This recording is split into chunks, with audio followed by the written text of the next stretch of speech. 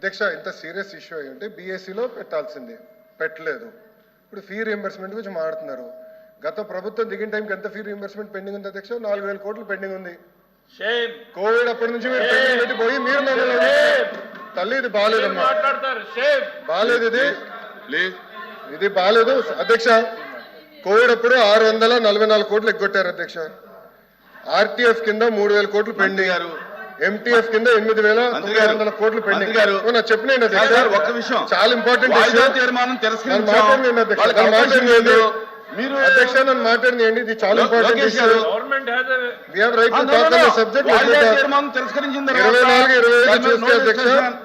24-25 చూస్తే మన ప్రభుత్వం కూటమి ప్రభుత్వం వచ్చిన తర్వాత 1,200 కోట్లు రిలీజ్ చేశాం. పెండింగ్ ఉన్న 1,400 కోట్లు వచ్చే 3 నెలలు మేము రిలీజ్ చేస్తాం. మీరు 4,000 కోట్లు బకాయిలు పెట్టి మీరు మాట్లాడితే ఎట్లమ్మా? 4,000 crores 4,000 కోట్లు మీరు బకాయిలు పెట్టిపోయి మీరు మాట్లాడతారు. 4,000 కోట్లు కోవిడ్ 644 కోట్లు కోవిడ్ ఎప్పుడు బకాయిలు పెట్టారు స్వామి? వాయిదా ప్రశ్న ఏది కూడా రికార్డు కాదు. ఏంటో చెప్పండి మాకు. కూర్చోండి దయచేసి కూర్చోండి, ప్లీజ్ కూర్చోండి.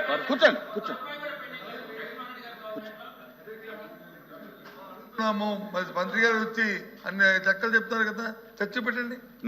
చర్చ చెప్తారు మంత్రి గారు అధ్యక్ష ప్లీజ్ కూర్చోండి. లోకేష్ గారు కూర్చోండి.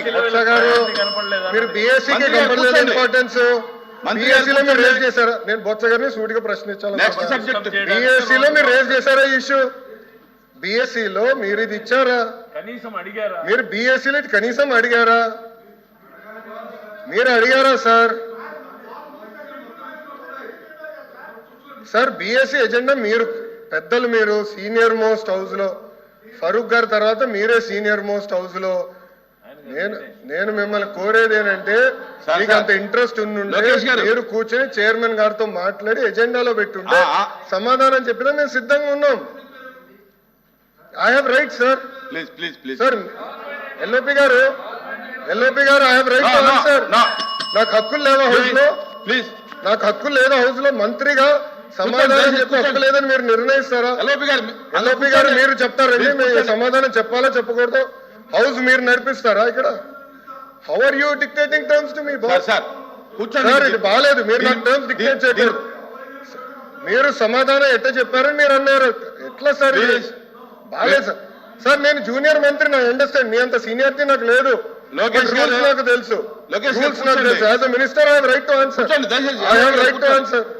రూల్స్ లో I have right to answer sir. ఇది ఇరు వర్గాల వాదన. I have right to answer. మంత్రిగా దయచేసి బీఎస్సీలో తీసుకోండి, మాట్లాడుకుని తప్ప. మీరు మంత్రిగా ఉన్నప్పుడు 4,000 కోట్లు బకాయిలు పెట్టిపోయి మీరు మమ్మల్ని అడిగితే ఎట్లా సార్? 4,000 crores పెండింగ్ పెట్టారు. మీరు మంత్రిగా ఉన్నప్పుడు 4,000 కోట్లు బకాయిలు పెట్టిపోయి మీరు మమ్మల్ని అంటారు కాదా? బకాయిలు పెట్టలేదా? ఒక్క నిమిషం, బకాయిలు పెట్టలేదా? మీరు బకాయిలు పెట్టలా సార్? ప్లీజ్ లోకేష్ గారు సబ్జెక్ట్ మీకు కొంచెం వీక్. దయచేసి కూర్చోండి. 644 కోట్లు కోవిడప్పుడు బకాయిలు పెట్టారు. 20-21 Q4 683 కోట్లు బకాయిలు. 23-24 Q2, Q3, Q4 1,753 కోట్లు బకాయిలు.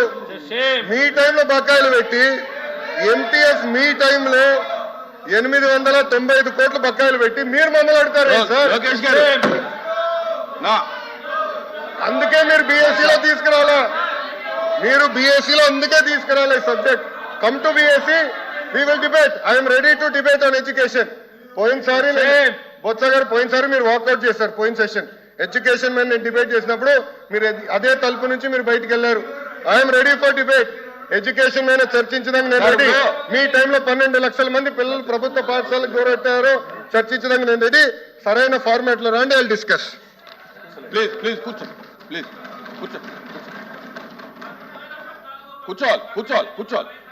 చంద్రశేఖర్ రెడ్డి గారు కూర్చోండి. కూర్చోండి అధ్యక్ష, కూర్చోండి అమ్మా కూర్చోమనండి మెంబర్స్ని కూర్చోమనండి మాట్లాడారు మంత్రి గారు. ఇక్కడ హౌస్లోకి వచ్చిన తర్వాత జూనియర్ సీనియర్ అనే పక్కన పెడితే కొన్ని సభా సాంప్రదాయాలు ఉంటాయి. ఆయన మాట్లాడిన మాటలు వీఆర్ యూ టాక్ ఈ పదాలని దయచేసి పౌరుష పదాలని అవి మాట్లాడకూడదు. ఒకటి రికార్డులో చూసుకోండి, రికార్డులో చూసుకోండి.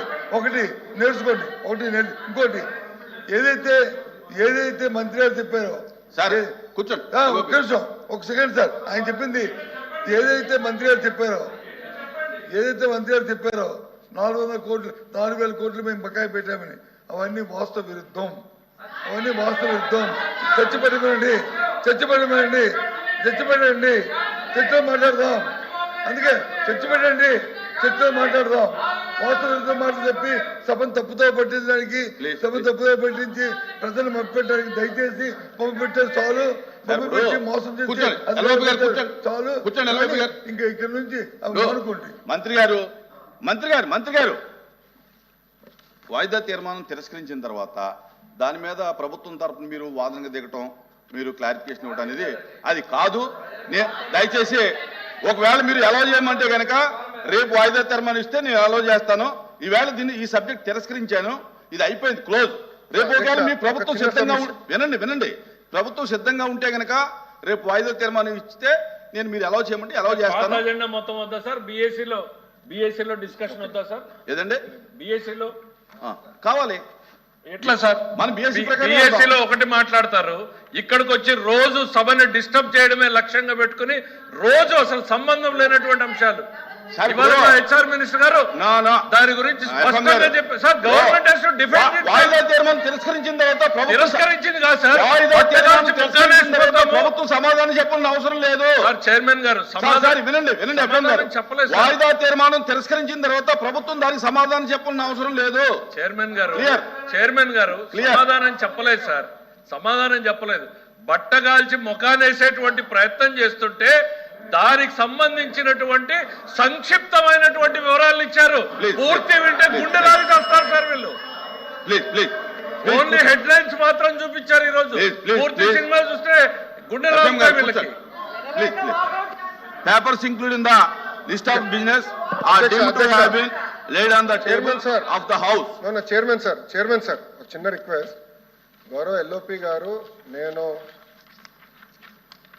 చైర్మన్ గారు అన్పార్లమెంటరీ లాంగ్వేజ్ వాడానని చెప్తాం జరిగింది. ఆ వివరాలు ఏముందో చెప్పండి సార్. చెప్పండి, మీకేమేం పడిందో మాకు అర్థం లేదు. నేను ఎక్కడ అన్పార్లమెంటరీ రికార్డ్ అయి ఉంటే గనక రికార్డు పంపండి. సెకండ్ సార్, రికార్డ్ అయి ఉంటే గనక పంపండి, నేను చూసి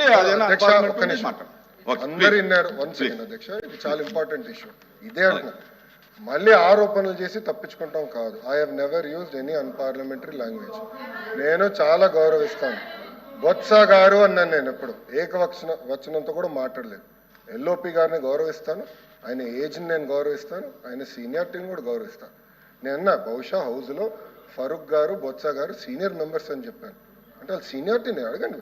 ఫరూక్ గారు నేను ఎంత గౌరవిస్తానో మా సభ్యులందరూ తెలుసు అధ్యక్ష. దయచేసి తప్పు అభ్యంతరం ఉంటే చూద్దాం, దాంట్లో ఏదైనా అభ్యంతరం ఉంటే చూద్దాం.